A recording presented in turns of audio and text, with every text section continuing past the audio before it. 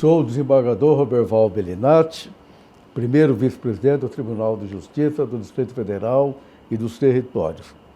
A primeira vice-presidência tem a responsabilidade de cuidar da memória institucional do tribunal, da memória dos servidores, dos magistrados.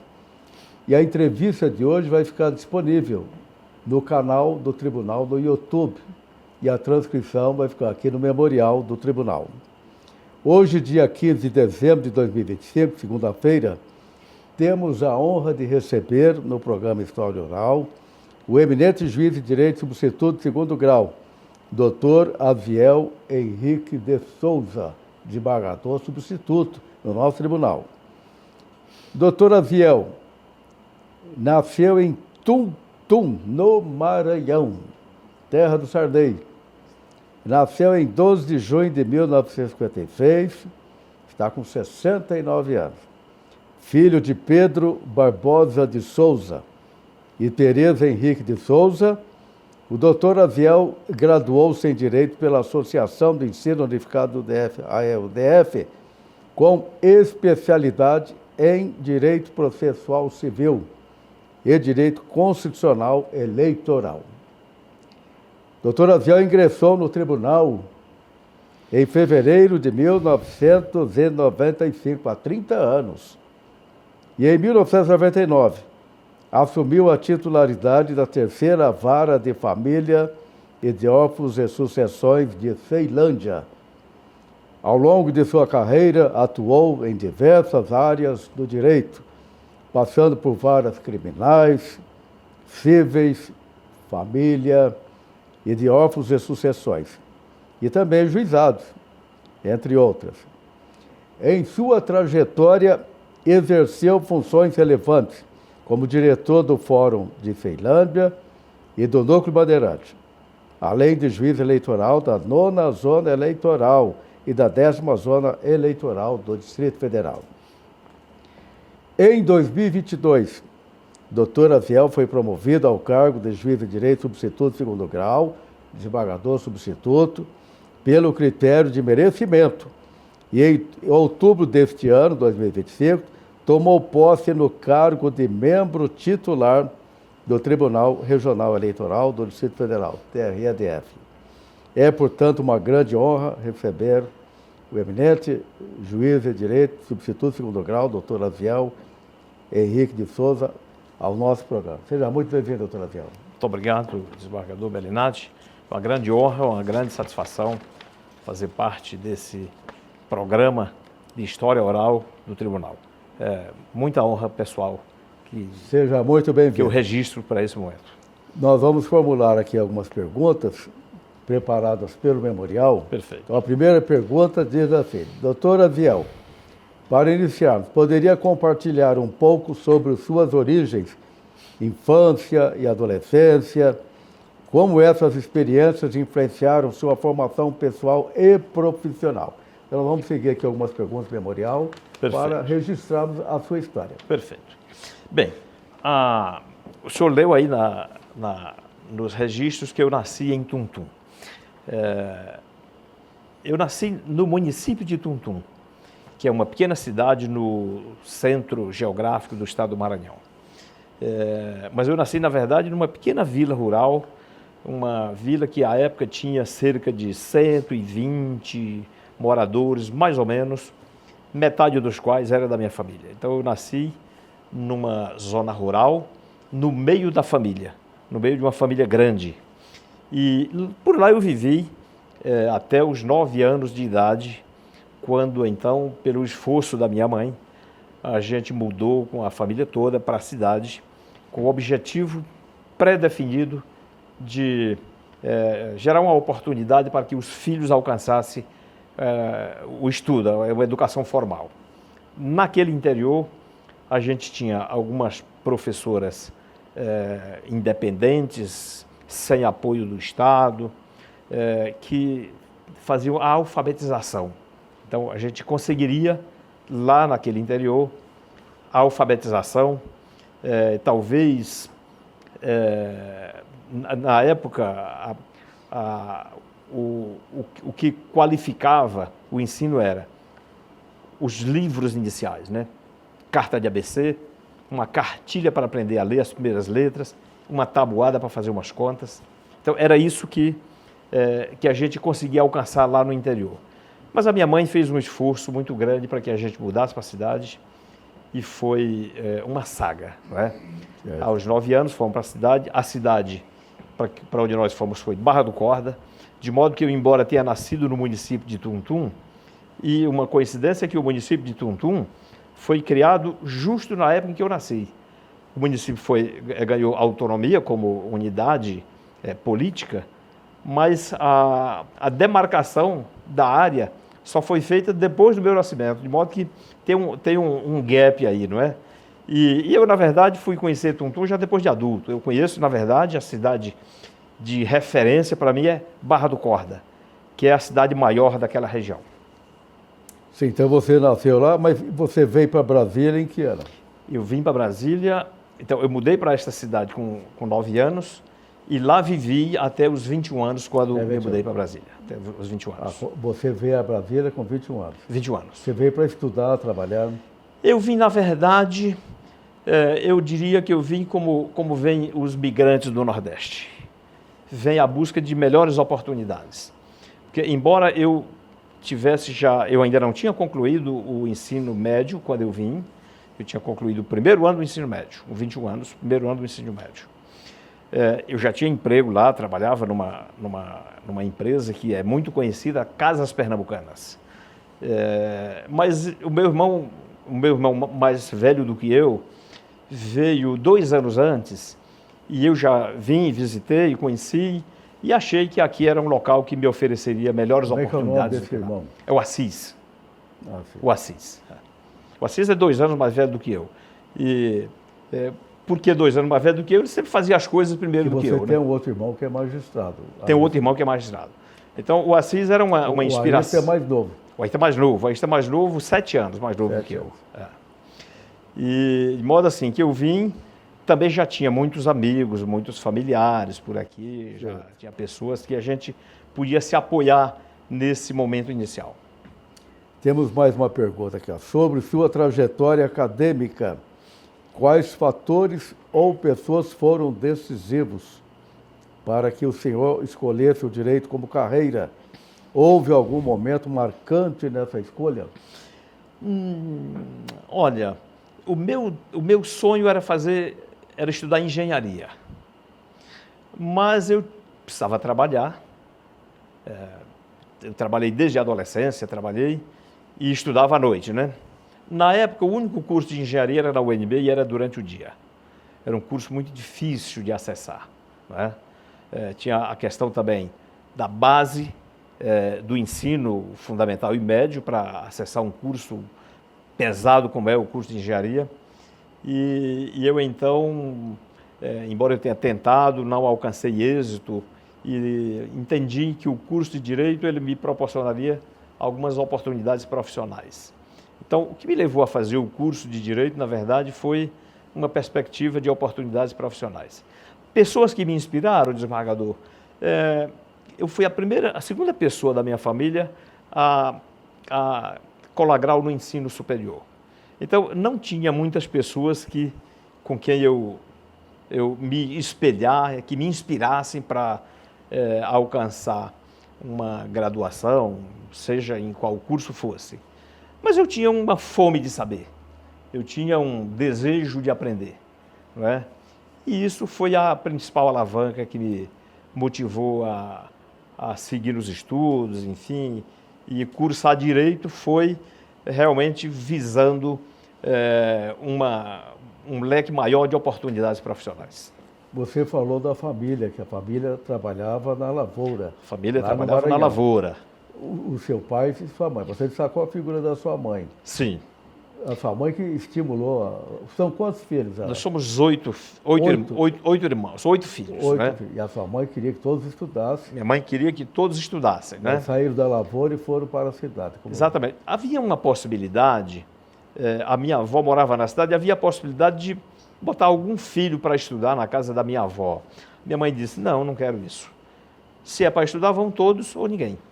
para não criar desigualdade, né? Mas você cita sua mãe porque seu pai ficou na lavoura? Meu pai acompanhou. Acompanhou. Eu cito minha mãe porque a motivação para levar para os estudos, Era a motivação da sua para mudar para a cidade era da minha mãe. Certo. Meu pai, o desejo do meu pai era constituir uma fazenda de gado. Uma fazenda. E começou, né? Começou, ele fez muito esforço para isso, né? Contando com o trabalho dos filhos. Certo. Não esquecendo de que família grande no interior, todo mundo trabalha, né? Tem que Então, trabalhar. desde quando as memórias mais remotas que eu tenho são memórias envolvendo trabalho, né? Trabalho com o pai, no provimento das coisas. Na lavoura, cuidando. Na lavoura. Cada um tem uma tarefa, né? Meu pai tinha um negócio de produção de polvilho, aqui a gente chama polvilho, lá chama tapioca, farinha e tapioca. Então, no período da safra todo ano, ele tinha lá, a gente chama de bolandeira. Bolandeira é um engenho, é uma indústria ela é tocada a animal, não é? Tocada a burro, para moer a mandioca e fazer a farinha e a tapioca. Com 9 anos de idade, eu já podia contar aí com uns 4 anos de trabalho, mais ou menos, né? Porque nessa tipo Não ficava só olhando. Não, tinha que nesse tipo de criança, nesse tipo de atividade, todas as crianças trabalham. É uma reunião de família, né? Certo. E a gente está inserido naquele contexto, de modo que o trabalho não é uma coisa penosa, faz parte da dinâmica da vida, não é? Certo. E o meu pai era um provedor, um homem muito trabalhador, muito dedicado à família. Mas o que eu me refiro é o seguinte: essa história de sair deste lugar, onde você tem tudo de que precisa naquele lugar, e ir morar na cidade, isso era um desafio muito grande. Desafio. E meu pai resistiu muito a esse desafio. Mas a minha mãe insistiu. Nós precisamos levar esses meninos para estudar. 8 filhos 7 na época, porque a irmã caçula, nasceu já na cidade. na cidade. 7 filhos, o mais velho tinha 13 anos e a mais nova tinha 6 meses. Então, você desmobilizar esse negócio, uma pequena propriedade com gado, que era a riqueza do lugar, uma indústria movida a animal de produção de farinha e de tapioca, polvilho, que dava para viver muito bem e dava, inclusive, para o meu pai aumentar a fazenda de gado dele. Esse desafio de sair deste lugar e mudar para a cidade, onde ninguém ia ter emprego, como de fato não teve no começo, Certo. desmobilizar isso e mudar para a cidade, era um desafio gigantesco. E o meu pai resistiu no começo. Mas depois ele, olha, eu não acredito que isso vai dar certo. Ele viu que o futuro era a educação. Eu não acredito que isso vai dar certo. Mas você quer, a gente faz. Não. E foi feito. Bem, e os 8 irmãos? Todos vieram para Brasília ou algum irmão ficou no Maranhão? Todos viemos, inclusive os pais. Seus pais estão vivos? Meu pai faleceu em 2020. Meu pai faleceu em 2020 com 97 anos. 97. Aqui em Brasília. Graças de Deus. A minha mãe está com 95, completos agora em outubro. Muito lúcida.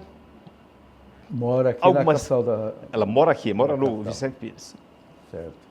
Meu pai também, até o fim da vida, muito lúcido.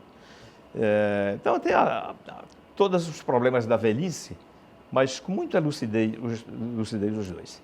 Então, E desses todos- 8 irmãos, você falou, são 2 magistrados, e os outros seguiram a carreira jurídica? Não. O meu irmão mais velho, ele trabalha na lavoura. Ele é produtor aqui na região de Braslândia, produtor agrícola.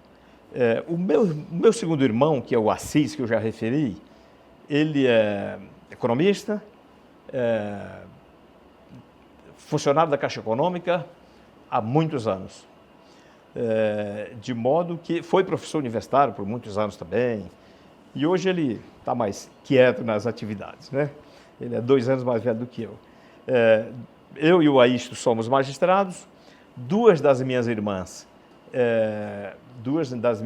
foram funcionárias do Tribunal de Justiça, assessoras de magistrados, estão as duas aposentadas. A minha irmã caçula é funcionária da Câmara dos Deputados, e uma outra irmã, bancária, mas também já aposentada. Parabéns para a família, é uma família vitoriosa. Parabéns para a mamãe e para o papai. Então, parabéns. Conseguiram uma vitória com esses filhos, todos encaminhados na área da educação, profissional. Muito bem. Você já disse, mas eu vou insistir aqui na pergunta. Por que resolveu ser magistrado? Você falou melhores oportunidades da vida. Agora, ser especificamente juiz, desembargador... Eu vou lhe fazer uma confissão. Você podia ter sido advogado. Chegou a ser advogado? Fui advogado. Foi advogado. Eu trabalhei... Formou em Direito na UDF. Formei em Direito na UDF. Advogou. Advoguei por 12 anos. 12 anos. 12 anos. E depois resolveu ser magistrado. Então, eu queria que você falasse sobre essa trajetória. Muitos colegas dizem, eu tinha um sonho de ser juiz. Desde criança, desde adolescente, eu tinha um sonho de ser juiz. Eu não tinha um sonho de ser juiz. Como eu disse, eu fui para o curso de Direito em busca de melhores oportunidades. E como advogado, eu tinha um escritório com uma atividade privada e eu era também advogado da Caixa Econômica quando ingressei na magistratura. Eu trabalhei na Caixa Econômica por 15 anos. Os 8 últimos no quadro de advogados, né? Na época era concurso interno, hoje é concurso externo. Uma grande empresa que nos orgulha muito e também foi um grande orgulho ter trabalhado nessa empresa. Quando eu fiz o concurso para ingresso na magistratura, eu tinha dúvida se eu queria ser juiz. Eu estava muito satisfeito. Eu tinha a minha advocacia privada, tinha a advocacia na Caixa Econômica e dava aula na UDF. Ganhava um bom dinheiro como advogado. Eu tinha 3 atividades. O dia estava muito cheio, né?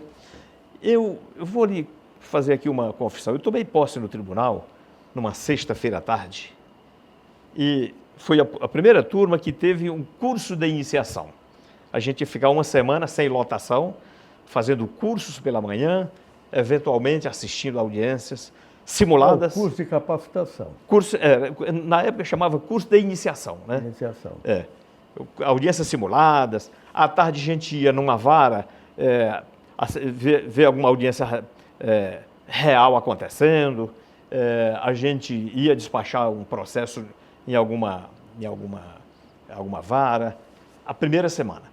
Então, eu tomei posse numa sexta-feira. Na semana seguinte, nós ficamos nesse curso de iniciação. E só na sexta-feira seguinte, depois de uma semana, é que eu fui na Caixa Econômica pedir a minha rescisão contratual. Porque quando eu tomei posse, eu tinha dúvida se eu queria ser juiz. Eu não sei como é que é isso. Eu estou aqui muito bem, na Caixa Econômica, advogado da empresa, tenho aqui a minha atividade privada. Não você sei era ainda. Concursado da Caixa? Concursado, trabalhei lá 15 anos. Cheguei ao final da carreira técnica na Caixa Econômica. Então, eu tinha muita dúvida se eu queria ser juiz. Houve uma época que a Caixa contratava advogados, sem concurso. Mas isso era para a execução. Para para os processos administrativos, para a defesa judicial, tinha que ser concursado, né? De modo que só depois de uma semana, desembargador, eu fui lá pedir a minha rescisão de contrato. E então, por que eu fiz isso? Porque eu tinha dúvida se eu queria ser juiz, mas aquela primeira semana me fisgou. Eu entendi, isto daqui não é um emprego, isto aqui é uma missão. Missão, verdade. Isto aqui é uma missão. E eu estou identificado com essa missão. Eu dei muitas aulas, palestras, esse curso de iniciação funcional. Lembro, eu fui instruído pelo senhor. Eu ministrei palestra lá. Sim, certamente. Certamente. Que bom. De modo que, assim, a minha história não é essa de que eu tinha vontade de ser juiz. Não, eu não tinha isso como um projeto de vida. Missão de Deus. Mas eu senti que aqui é o local onde eu me identifico, onde eu realizo coisas para muito além do trabalho. Certo. E já estamos aí na carreira há 30 anos, vamos para 31 anos. E eu sou testemunha que você é um grande magistrado. Muito obrigado. Grande professor. Muito obrigado. O tribunal se orgulha muito do seu trabalho. Já temos aí 13 anos que eu poderia estar aposentado. Não, ainda tem muita coisa para a gente fazer. Ainda estou com entusiasmo, ainda tenho desejo de trabalhar, ainda tenho energia. Então, você tomou posse como juiz substituto. Juiz substituto. Você foi trabalhar em que vara? Olha, a primeira vara. Primeira lotação minha, Tribunal do Júri de Brasília. Vou lhe fazer uma outra confissão. Eu tinha assistido uma plenária de júri como jurado. A segunda plenária de júri que eu assisti fui eu presidindo. Então, a minha experiência em Tribunal do Júri era nenhuma, mas a gente sempre contou com a paciência. A gente tem que aprender, né? Dos colegas mais antigos. A desembargadora Sandra de Santos era titular do Tribunal do Júri na época, me instruiu muito, foi um alento trabalhar com ela naquele primeiro momento, não é? E a gente sempre contou com um quadro de funcionários excepcional que o tribunal tem, de modo que esses desafios a gente fica apreensivo no começo, mas depois as coisas acontecem da melhor forma possível. Nós somos eternos estudantes. Eternos aprendizes, desembargador. Eternos você aprendizes. Trabalhou no júri e depois foi para onde? Depois do júri eu fiquei... na verdade, eu trabalhei no júri, eu trabalhei em 3 tribunais do júri. Tribunal do Júri de Brasília, de Itaguatinga e do Gama. Nesses primeiros 6 meses, eu fiquei viajando por o Tribunal do Júri, talvez para entender o que é Tribunal do Júri, já que eu não conhecia, né? E foi muito interessante ter esse primeiro contato. O primeiro momento foi isso. Depois eu fiquei cerca de 1 ano substituindo vara de acidente do trabalho. Titular desembargador Mário Machado, na época convocado, e eu fiquei lá 1 ano substituindo ele, né? Enquanto ele... Acidente do trabalho. Acidente do trabalho. E você lembra quais eram os processos mais comuns? Os processos mais naquela vara? Era processo acidentário mesmo, acidentário. né? Era processo acidentário, muito... acidentes... Brasília não é uma cidade industrial, mas mesmo não sendo uma cidade industrial, acontecia muita coisa nessa área, né? Daí da vara do trabalho, você foi para a vara do trabalho? Eu fiquei, eu acho que um período muito pequeno em vara civil, em Brasília, um período pequeno também em Tribunal do Júri, e depois fiquei um período maior na vara de família do Gama, até ir como titular para a vara de família de Ceilândia. E qual foi essa experiência? O que você pode dizer sobre essa experiência em vara de família? Uma Olha, vara difícil, olha, né? desembargador, você vive o drama das famílias ali. É uma jurisdição muito difícil. E a primeira surpresa que eu tive foi a seguinte. Eu venho de uma origem muito singela, né? Uma origem muito singela, de as coisas muito simples. Mas eu fui ver pobreza, foi atuando lá na vara de família do Gama e de Ceilândia. Porque a gente começa a constatar o seguinte, todas as instâncias da sociedade em que as pessoas não conseguem resolver os problemas, eles vêm para nós. Então a gente cuida daquelas dimensões da vida que as pessoas não são capazes de resolver. E foi lá onde eu tive assim, uma visão mais crua desta realidade, sabe? Nas periferias de Brasília, do Gama e depois de Ceilândia. E fiz uma constatação naquela experiência. A lei não é suficiente para resolver todas as coisas. É preciso que o juiz seja vocacionado para penetrar um pouco mais fundo, porque a mera aplicação da lei... Orientar as famílias. Buscar soluções, através de conciliação, sabe? Construir uma engenharia para resolver aqueles conflitos para além dos processos. Porque resolver processo é muito fácil, né? Resolver processo é uma coisa simples.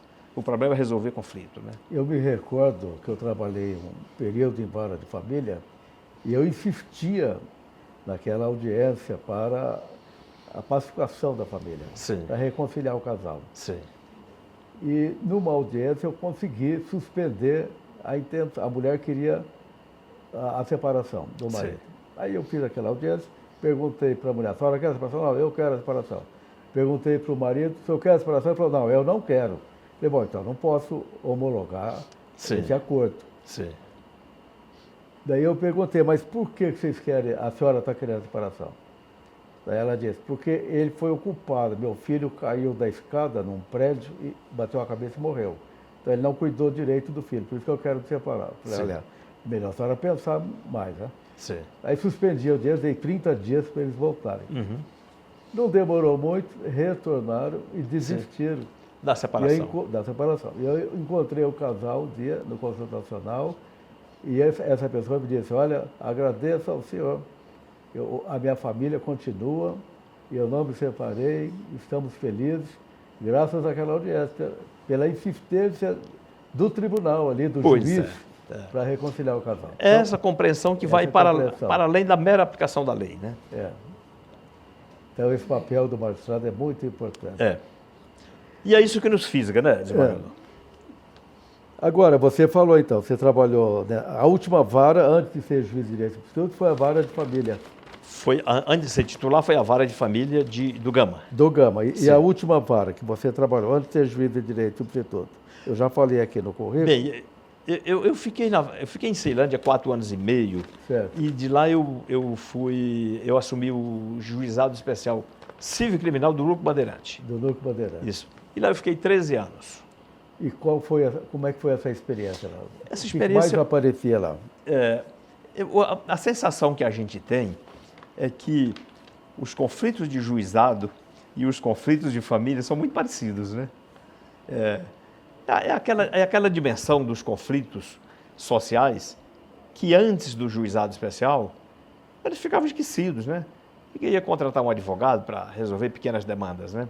E a gente, então, quando vem o juizado especial, a gente municiado de novas ferramentas, novos instrumentos processuais e uma nova vocação também, não é? A gente penetra numa dimensão de conflitos que antes não era observado, né? Conflito de vizinhança, pequenos acidentes, questões locatícias, não é? Naquela região ali, muito conflito de vizinhos mesmo, sabe? Disputa por tudo que é coisa que você possa imaginar, as pessoas não conseguem resolver e nos levam aquelas demandas para a gente resolver. Um palco específico para muita conciliação e mediação. Exatamente. É o cenário ideal para isso. Eu me recordo de uma audiência na Justiça Comunitária em Itaguatinga, 2 senhores de idade brigando por causa de uma árvore. O galho da árvore avançava no terreno do vizinho e os dois se ameaçando lá de morte, um queria matar o outro por causa dessa árvore. Foi feita a audiência na Justiça Comunitária e os dois chegaram a um acordo. Quer dizer, o vizinho passou a ter o direito de cortar os galhos que avançassem sobre o seu quintal. Sim. E o outro não queria que ele cortasse, mas aí fizeram esse acordo. E muitas vezes a disputa o papel da mediação, da conciliação, o trabalho do juiz ali, orientando as pessoas, né? Você deve ter feito muito isso. Muitas vezes a disputa é pelos frutos da árvore que está ali numa posição lindeira aos terrenos, né? A fruta está pendente no terreno do outro, e aí cria-se conflitos por coisas, muitas vezes a gente acha banal, né? E a gente constata, desembargador, muitas vezes o conflito não é pelo valor, não é pela fruta, sim, é pelo desrespeito na comunicação, sabe? É uma coisa que vai escalando, sabe? Uma comunicação inapropriada, que vai escalando até que você gera um conflito que fica insolúvel, aí tem que ir para o juiz, e muitas vezes o juiz tem que retomar a comunicação, né? Tá certo. Doutor Aziel, temos aqui mais uma pergunta do memorial. Ó. O senhor ingressou na magistratura em 1995 aqui no tribunal.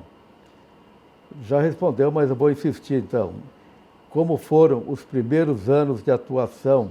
Que aprendizados dessa fase inicial ajudaram a moldar seu perfil como magistrado? Aqui é mais para acentuar o que o senhor já falou.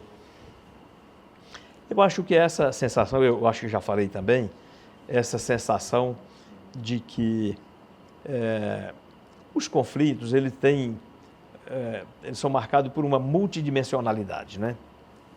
A formação acadêmica que a gente recebe na faculdade é muito mais para olhar o aspecto jurídico dos conflitos, né? Mas quando a gente vai na prática, a gente vê que eles têm muitas outras dimensões, né? E o que eu aprendi é que em uma grande proporção desses conflitos, especialmente esses conflitos mais de natureza pessoal, a lei é insuficiente para resolver. Daí a importância dos juizados especiais, das ferramentas de conciliação e mediação, que depois foram transpostas para o Código Civil como uma possibilidade de se resolver as demais dimensões do conflito, que não apenas aquela que a gente pode chamar de extrato jurídico do conflito. Essa é uma lição que a gente aprendeu. A importância da conciliação e da mediação. Conciliação e da mediação. Né? Você destaca isso nesse trabalho. Sim, eu acho que sim. Não pode se afastar disso. Eu acho que não. Evidentemente. Está na própria lei, né? Evidentemente que você tem um outro espectro de conflitos onde a mediação tem que ser a mediação da lei mesmo. É a lei que tem que fazer o recorte. Mas em muitos deles a lei é insuficiente, aí tem que ter a habilidade pessoal do magistrado de tentar construir soluções, muitas vezes que não estão nem previstas na lei, não é? O senhor mencionou o caso lá dos vizinhos de Taguatinga, e eu aqui me lembrei, eu coordenei um programa que foi iniciado como uma das experiências pioneiras aqui no Distrito Federal, exatamente no Juizado do Núcleo Bandeirante, que é o programa Justiça Restaurativa. Eu fui o juiz pioneiro que instituiu esse programa aqui no Distrito Federal. Eu queria que você explicasse que é tão importante a justiça restaurativa. Perfeito. Eu vou contar Ontem eu estive na cerimônia de comemoração dos 50 anos da pastoral carcerária da Arquidiocese de Brasília. Me convidaram, eu fiz um pronunciamento na catedral. Aí uma senhora que faz parte da pastoral carcerária me pediu para debater esse tema aqui no tribunal, levar a justiça restaurativa aos presídios. Então eu queria que você explicasse como é que funciona a justiça restaurativa. Pois não, eu vou explicar, mas eu quero... até no presídio, como é que poderia funcionar? Perfeito. Eu vou ingressar nesse tema, mas eu vou primeiro, respondendo à pergunta anterior, contar este caso que nos ocorreu lá na região ali perto do Catetinho, um setor de chácaras. Havia dois vizinhos que estavam em conflito por conta de uso de água de uma nascente. E esse conflito já tinha resultado em processo judicial, civil, com recurso, trânsito e julgado, e depois desse processo judicial, o conflito continuou, e esse conflito ele foi escalando, que resultou na morte de animais e ameaça real, com o uso de arma, ameaça de morte real entre aqueles vizinhos, né? E aquele caso nos foi encaminhado, a gente encaminhou para esse programa de justiça restaurativa, e lá nesse programa, contando com o auxílio, né, com a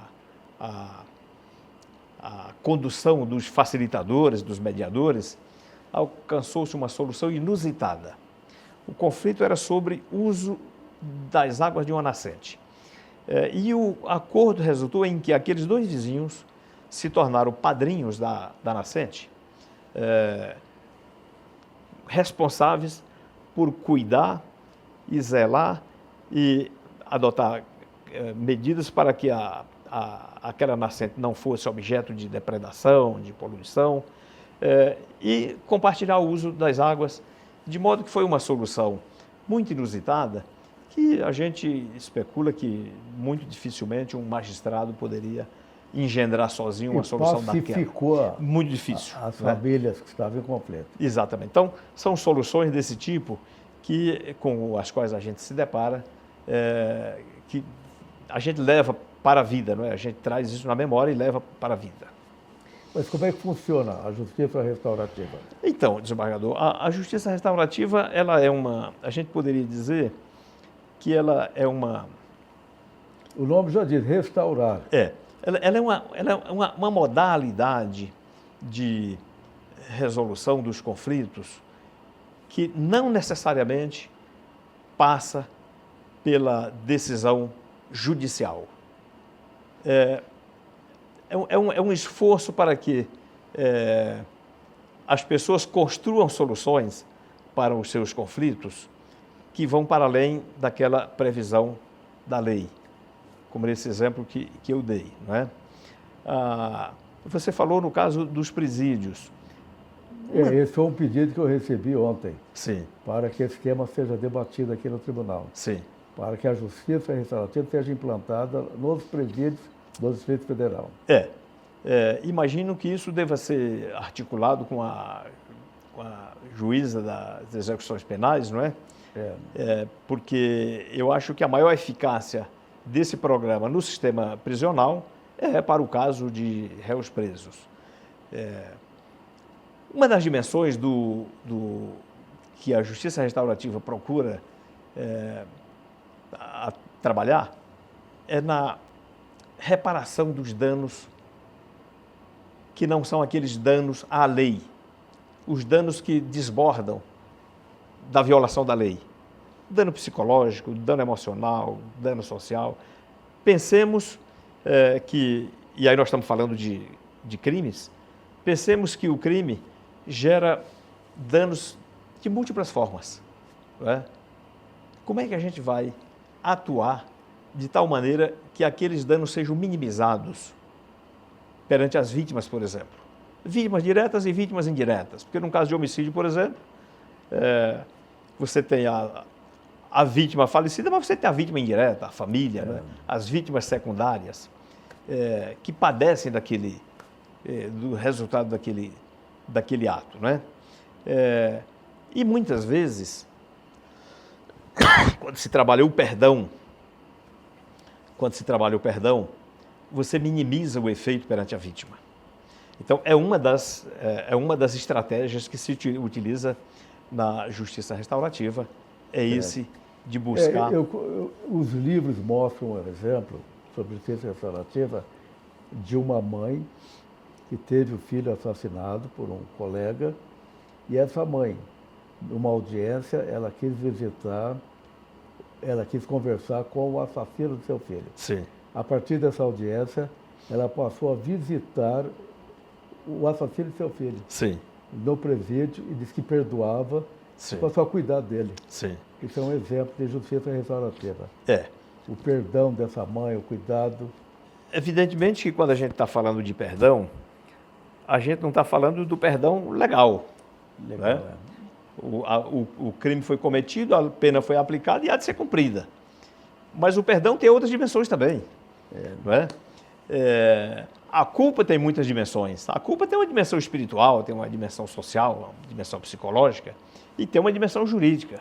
Certo. A justiça restaurativa vai tratar as outras dimensões que não é a dimensão jurídica. Sim. O sujeito está preso, pediu perdão à mãe da vítima, a vítima perdoou, esse perdão vai trazer um bem-estar para ela. E pode até trazer um bem-estar para ele. Para ele também, né? Pode até trazer. Com certeza. Mas não é um perdão jurídico. Não é jurídico. Ele vai continuar cumprindo a pena dele. Vai. É nessa outra dimensão Certo. do problema que vai atuar a justiça restaurativa. Agora, no Distrito Federal, você acha possível implantar a justiça restaurativa nos presídios? Eu acho possível em qualquer local. Em qualquer local. Né? O que a gente tem que especular Mas é muito difícil em prática? Eu não diria que é muito... eu não diria que é muito fácil, desembargador. Tem custo envolvido, né? Tem tempo envolvido. Essas coisas não se resolvem no tempo do processo. O tempo para se resolver essas coisas é outro. E ninguém tem o domínio desse tempo. Esse tempo ele vai sendo construído de acordo com os acontecimentos que forem se desenvolvendo no curso daquele encontro restaurativo. Não é fácil, realmente, né? Não é fácil. É fácil. Mas eu acho plenamente possível que se incrementem em práticas desse tipo. Doutor Aziel, nós temos mais uma pergunta aqui do Memorial, também falando de varas de família e de sucessões. Se o senhor quer destacar algum caso que ficou no seu coração dessa experiência, o senhor já citou também, mas um caso especial. Não, específico. eu não tenho de memória nenhum caso além desse que Certo. a gente já mencionou aqui. E como juiz substituto de segundo grau, quais têm sido os principais desafios como desembargador convocado?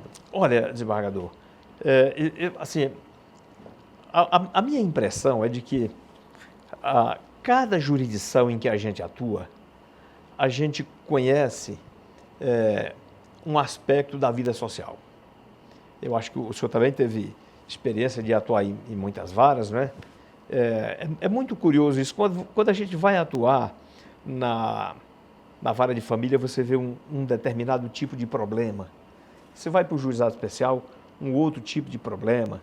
Você vai para a turma recursal, e eu tive a grande alegria de atuar também na turma recursal por 7 anos, entre 2015 e 2022, quando eu vim para o tribunal. A minha experiência aqui no tribunal, ela me trouxe um impacto muito grande em relação à quantidade de casos de abuso infantil. E eu estou falando de abuso sexual contra crianças e adolescentes. Essa é uma coisa que me choca muito. Sabe? A todos nós. É muito difícil trabalhar diante da violência. A quantidade de casos que ocorrem no seio da família. O local onde as crianças deveriam estar protegidas é lá onde elas estão vulneráveis. Esse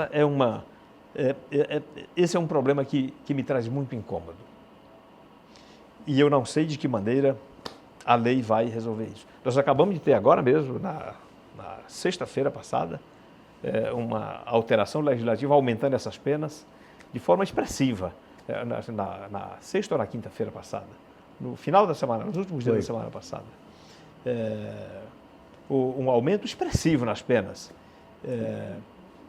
Que já são altíssimas. Ao feminicídio, a pena foi aumentada entre 20 e 40 anos. E podendo chegar a 60 anos.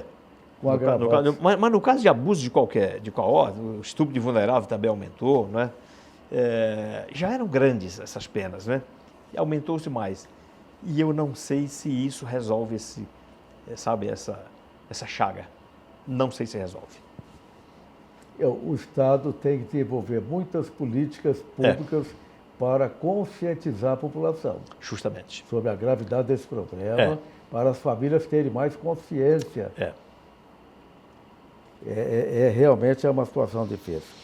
E a sua experiência na Justiça Eleitoral? Como é que foi? Bem, a minha experiência na Justiça Eleitoral está muito no começo, né? Eu tomei posse no dia 18 eleitoral agora. Do dia 17 de outubro, né? Eu já vinha atuando desde... Até quando vai esse mandato como desembargador? Esse mandato vai até 17 de outubro de 27. Então vai pegar as eleições. Vou pegar as eleições. Eu fiz uma... Vamos ter eleições agora. Vamos ter eleição.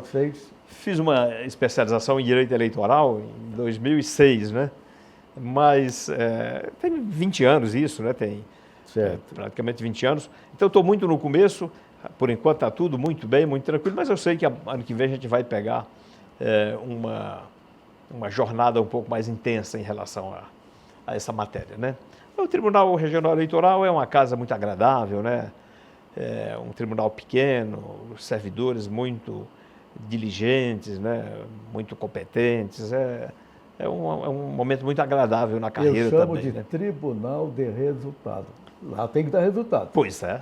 Não adianta e dá, não é? E dá resultado. Falar que não tem servidor, que não tem dinheiro, que não tem estrutura, mas tem que dar resultado.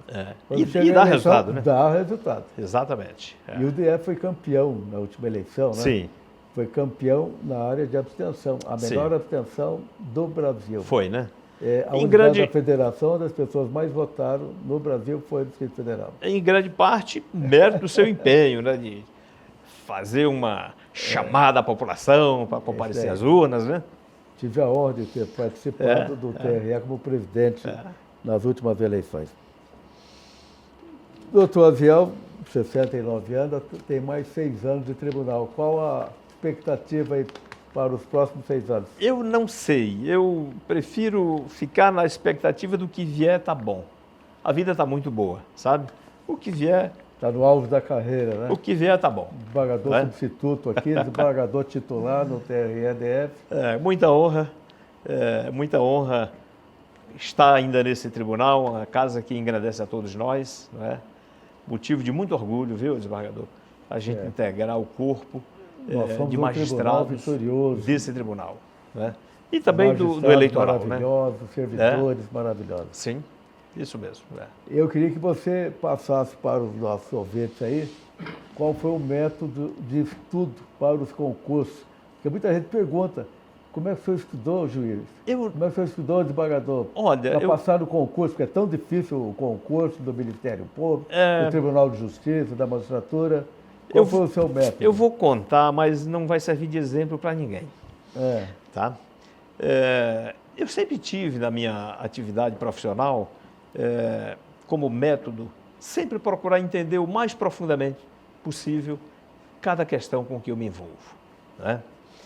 E eu, então, enquanto professor, procurava estar sempre atualizado, enquanto advogado também, dedicando toda a atenção às causas, também na minha advocacia junto à Caixa Econômica Federal. O concurso no que eu passei não foi o primeiro. Eu já tinha feito, acho que 2 ou 3 anteriores. Aqui mesmo? Aqui mesmo. Eu não cobri, desembargador, 40% do programa. Eu não cobri 40%. Não deu tempo de estudar tudo? Nesse concurso no qual eu passei, eu nem abri o edital, até quando saiu o resultado da prova escrita. Quando saiu o resultado da prova escrita, que aí disse, agora vamos para a prova oral, aí eu me assustei. Eu digo, eu agora tenho que estudar. Me preparar. Tem que estudar agora, né? A prova oral. E eu então procurei fazer uma leitura, ainda que superficial, eram 15 dias entre o resultado da segunda fase e a prova oral. Mas você era um advogado experiente, advogado da Caixa Econômica, advogado particular. Sim. Você era professor na época? Era professor. Então, professor, advogado, já tinha uma bagagem grande. E aí, quando então saiu o resultado, eu digo, agora eu tenho que correr para o edital, ver quais pontos aqui são mais duvidosos, fiz uma seleção dos pontos mais duvidosos, e havia na época, não sei se ainda há hoje, o sorteio dos pontos. O sorteio dos pontos foi... Continua. Continua, né? O sorteio dos pontos, eu não me lembro se foi numa sexta-feira ou se foi num sábado. E eu tinha um amigo lá da Caixa Econômica, Donizete Aparecido, nosso colega. Saudoso magistrado. Grande magistrado. Encontrei o Donizete e o Donizete disse, olha, eu tenho aqui um grupo de estudo, a gente fez um resumo do programa. E então, se você quiser, eu te ofereço aqui o resumo do programa.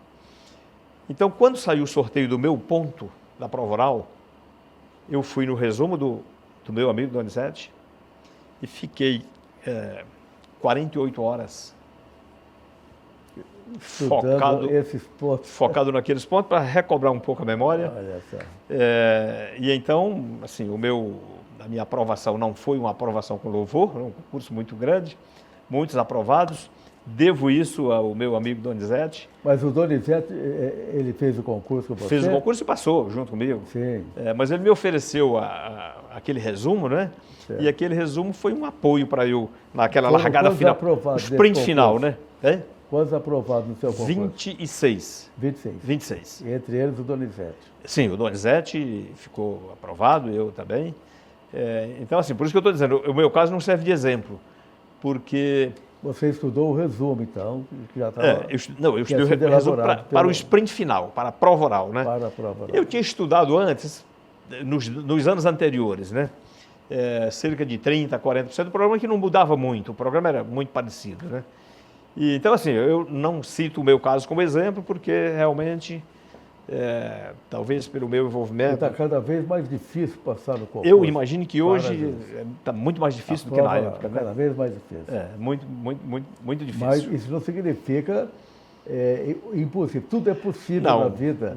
Não mesmo. Então, quem tem no coração a vontade de ser juiz, deve se preparar que vai conseguir a aprovação. Justamente. É isso mesmo. É a missão, né? É a missão de A magistratura, você já disse, é uma missão. É uma missão. E você é uma missão muito honrosa. Você está realizado como magistrado. Muito realizado, muito feliz. Mas eu queria insistir, então, na pergunta. Você tem mais 6 anos, praticamente, de tribunal. Sim. Qual é o seu projeto aí nesse período? Eu repito aqui a eu colocação. eu não tenho projeto. Não tenho projeto. Seja até onde Deus quiser, né? Até onde Deus quiser. Né? Tá certo. Até E onde a Deus sua quiser. antiguidade para ser desembargador titular, como é que está? Olha, eu estou em quinto na antiguidade para ser desembargador titular. Qual seria a previsão para chegar a Não titular? tenho a mínima ideia. Não tem. Não. Você deve ficar tem. fazendo cálculo. E não me angustio com isso. É. Eu não me angustio com isso. Está tudo bem comigo, não é uma coisa que eu esteja Mas se conseguir focado. chegar à compulsória aos 75, já tem algum plano para depois? Volta à advocacia? Não sei. Eu Não também não sabe, sei, não não parou sei, pra não pensar. sei, não. Eu tenho pensado, mas eu não tenho uma posição sobre o que Porque fazer. tem colegas que dizem assim, quando eu me aposentar, eu vou advogar. Tem outros que dizem, não, eu não vou advogar. Outro diz, eu vou dar aula. Outro diz, eu vou viajar. Para ler, viajar, cuidar da família. Eu não tenho, sabe, um desenho sobre o futuro. O futuro a Deus pertence. É verdade. Assim, o que quer que venha, eu quero estar preparado para... Certo. Você falou em Deus. Você é de qual igreja? Eu sou cristão evangélico, a minha família é da Assembleia de Deus. Eu nasci num lar cristão evangélico. Meus pais se converteram na adolescência. E a minha família estendida, eu falei lá do meu interior, que metade daquele povoado de 120, 130 pessoas, eram da minha família, todos evangélicos, da Igreja Assembleia de Deus. Certo. Hoje sou membro da Igreja Presbiteriana Nacional, aqui na 906 Sul.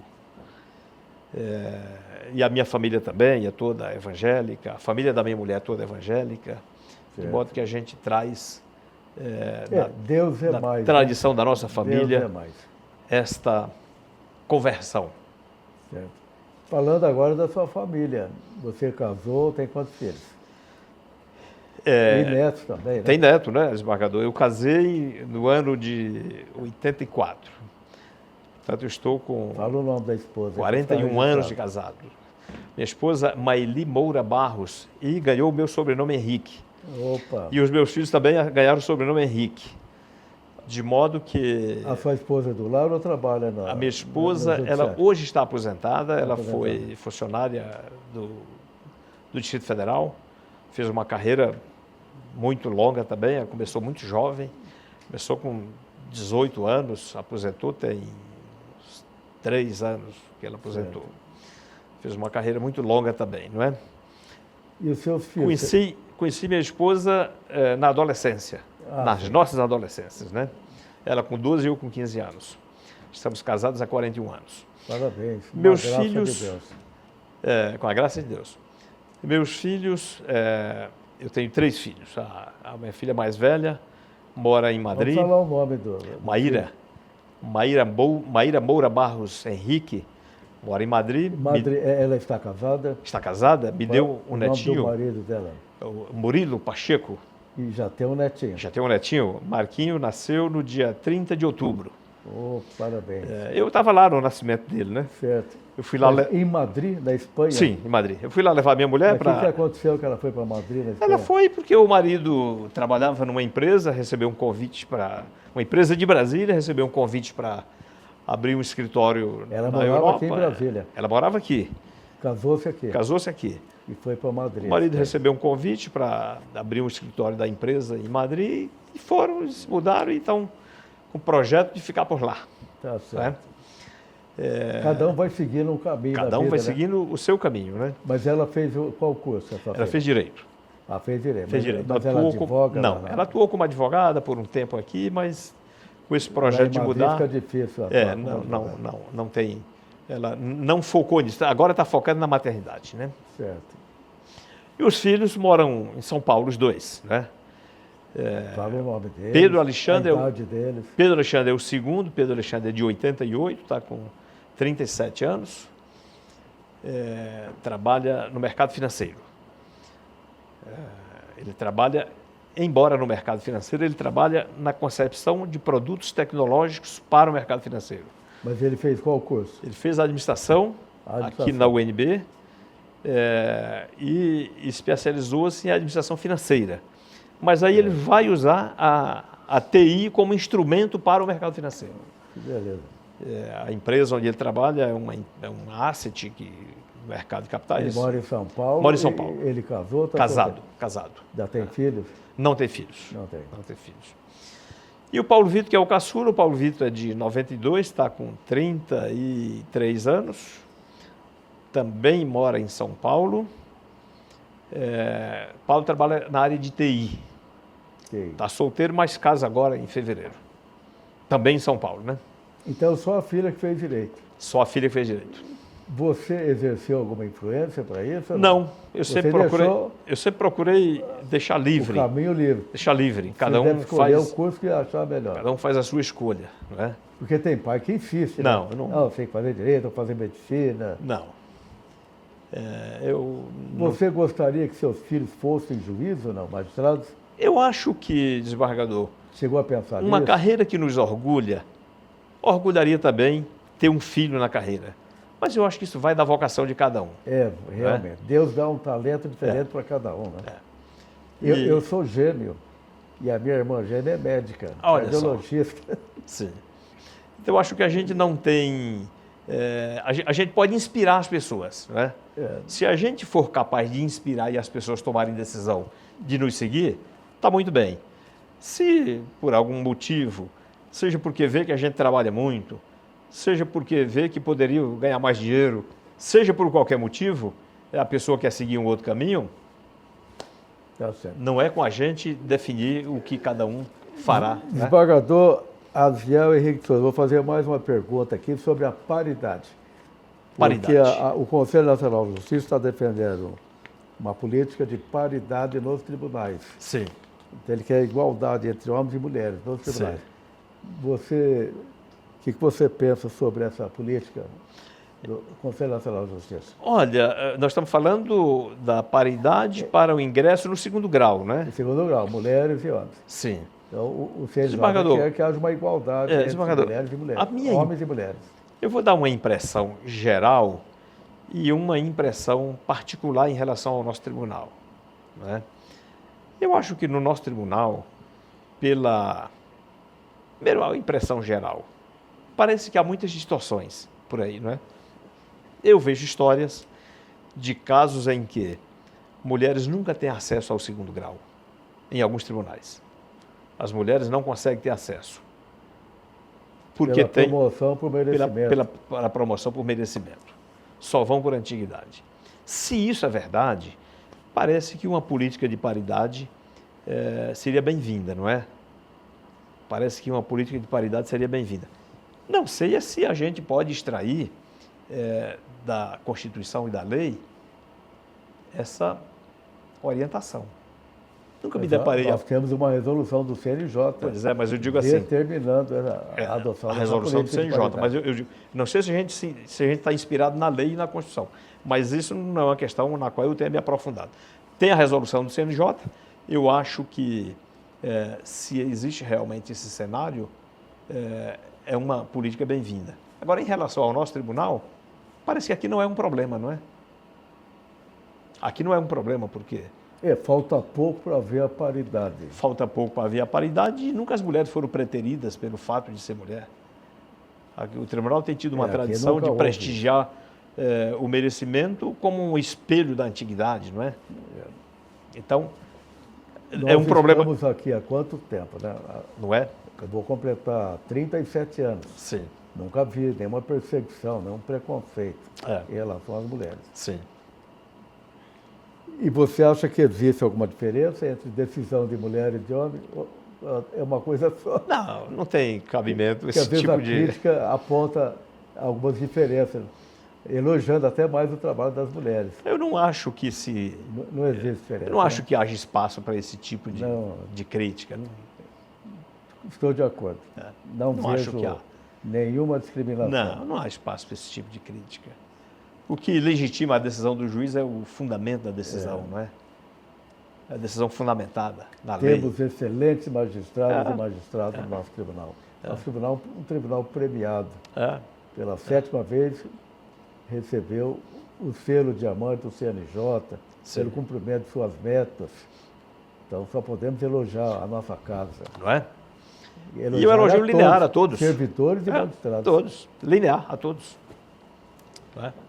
Bem, estamos chegando ao final de nossa entrevista e eu deixo o tempo livre para a sua mensagem final. Eu, como mensagem final, desembargador, eu quero apenas reafirmar o que já disse no início, que tem sido uma grande honra fazer parte desse tribunal.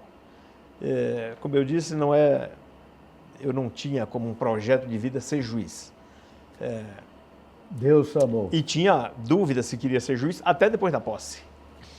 Mas eu tenho sido contemplado com uma grande alegria de seguir essa carreira. Já vamos para 31 anos agora em fevereiro. E não pretendo sair por esses dias. A compulsória me espera para daqui a pouco, né? Se Deus quiser, vai dar tudo certo. Não sei também se espero a compulsória, mas como quer que seja, o que eu digo é que tem sido uma grande honra fazer parte dessa história, que agora é registrada na história oral do nosso tribunal. Uma grande honra, um grande prazer. Eu fui agraciado, digamos assim, nessa segunda metade da vida, porque eu ingressei na magistratura com 38 anos de idade. Fui agraciado com a oportunidade de levar a vida muito mais cumprindo a missão do que fazendo um trabalho. É verdade que a gente trabalha muito, mas é um trabalho sempre muito prazeroso. Verdade. É verdade que a gente muitas vezes dá 3 expedientes por dia, muitas vezes expedientes no final de semana, nos feriados. A gente não tem distinção, a gente tem processos, tem causas e tem metas, não é? Mas é sempre uma grande alegria integrar esse corpo de magistrados muito qualificados do Tribunal de Justiça. É uma grande honra fazer parte dessa casa. Muito bem. É esse o registro que eu faço. Parabéns, eminente desembargador Aziel, pela belíssima história de vida. Muito obrigado. Você é uma pessoa muito inteligente, capaz. Muito obrigado. O tribunal se orgulha de tê-lo como magistrado. Muito obrigado. Parabéns pelos relevantes serviços prestados à magistratura do Distrito Federal e do Brasil. Muito obrigado. Mundo. E eu quero aproveitar também para parabenizar o desembargador Bellinati por levar a bons resultados esse programa da história oral do Tribunal de Justiça. Muito obrigado. Você é um bom exemplo para a magistratura do Brasil. Muito obrigado. Parabéns. Obrigado.